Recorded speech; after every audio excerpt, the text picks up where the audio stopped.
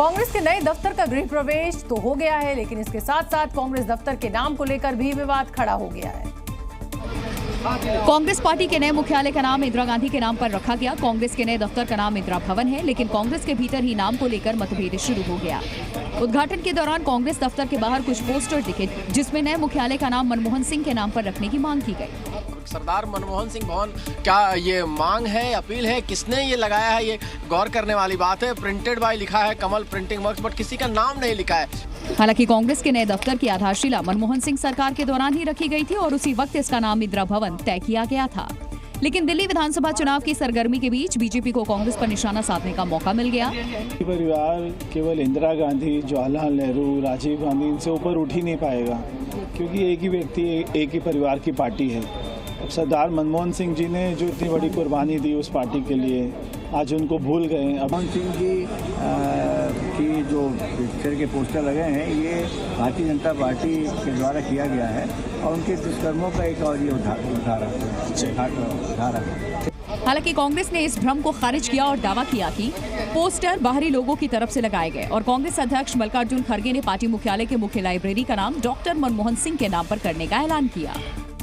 मैं यहाँ डॉक्टर मनमोहन सिंह जी के ऐतिहासिक योगदान को याद करते हुए उनको श्रद्धांजलि देता हूँ और घोषणा करता हूँ कि इस नए मुख्यालय में जो पुस्तकालय है उसका नाम डॉक्टर मनमोहन सिंह लाइब्रेरी होगा।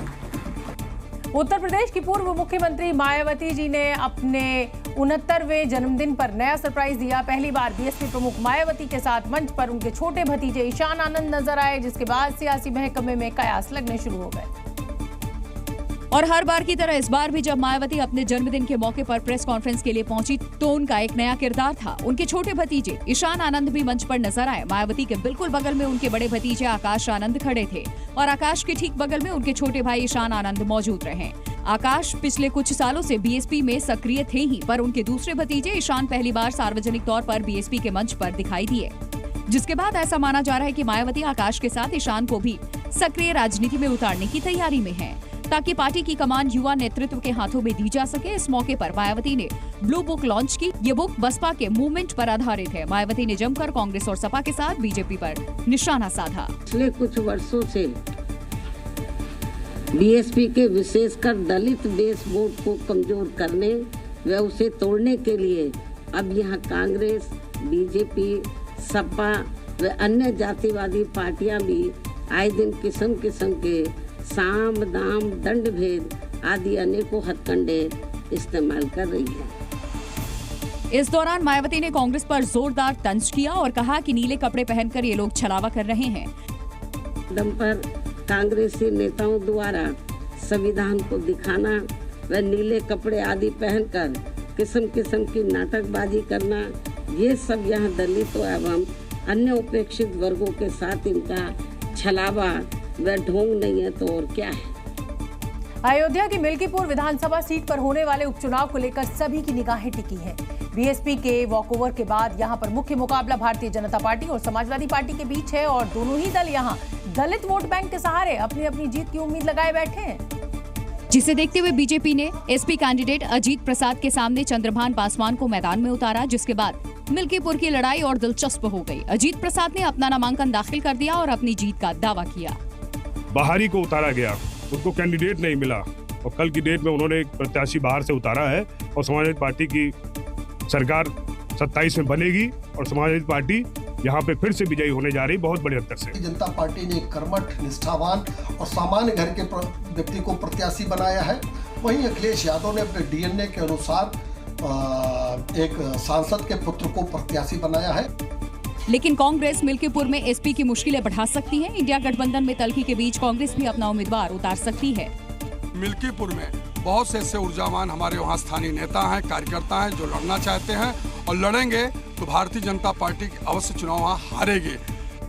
लोकसभा चुनाव के दौरान यूपी में कांग्रेस और एसपी ने मिलकर उम्मीदवार उतारे थे, लेकिन उपचुनाव के दौरान समाजवादी पार्टी ने कांग्रेस से किनारा कर लिया था। लेकिन अगर कांग्रेस अपना उम्मीदवार मिल्कीपुर में उतारती है तो एसपी की राह मुश्किल हो सकती है। समाजवादी पार्टी 2027 के विधानसभा चुनाव के लिए अभी से दलितों को साधने में जुटी हुई है। पार्टी के नेताओं के बयानों में बाबा साहेब अम्बेडकर को तरजीह तो दी ही जा रही है, अब पोस्टर और बैनर्स में भी उनकी तस्वीरें नजर आ रही हैं, जिनके जरिए दलित मतदाताओं को साधने की तैयारी है। कुछ ऐसे ही पोस्टर लखनऊ में पार्टी के कार्यालय के बाहर लगाए गए। एक पोस्टर में हनुमान जी की बड़ी सी तस्वीर लगी हुई थी, उस पर लिखा हुआ था हम दलितों के साथ हनुमान जी। तो वहीं पास ही में एक और पोस्टर नजर आया। इस पोस्टर में अखिलेश यादव की पत्नी और पार्टी की सांसद डिंपल यादव को दिखाया गया और उनके हाथों में बाबा साहेब अम्बेडकर की तस्वीर थी। समाजवादी पार्टी कार्यालय के बाहर कई ऐसे पोस्टर लगे हैं जो कि चर्चा का विषय बने हुए हैं। फखरुल हसन चांद ने एक होर्डिंग लगाई है जिसमें सीधे तौर पे डिंपल यादव की तस्वीर है और डिंपल यादव अपने हाथ में बाबा साहब भीमराव अंबेडकर की तस्वीर ले रखी है। इसके हुए एक और पोस्टर की चर्चा आज यहाँ पर है जिसपे देखिए लिखा हुआ है हम दलितों के साथ हनुमान जी। इसके साथ ही खबर है कि समाजवादी पार्टी दलित वोटरों को रिझाने के लिए 27 जनवरी से पीडीए यात्रा निकालने की तैयारी में है। यात्रा के दौरान पीडीए पर चर्चा को लेकर कार्यक्रमों का आयोजन किया जाएगा और अंबेडकर के विचारों को जन जन तक पहुंचाया जाएगा।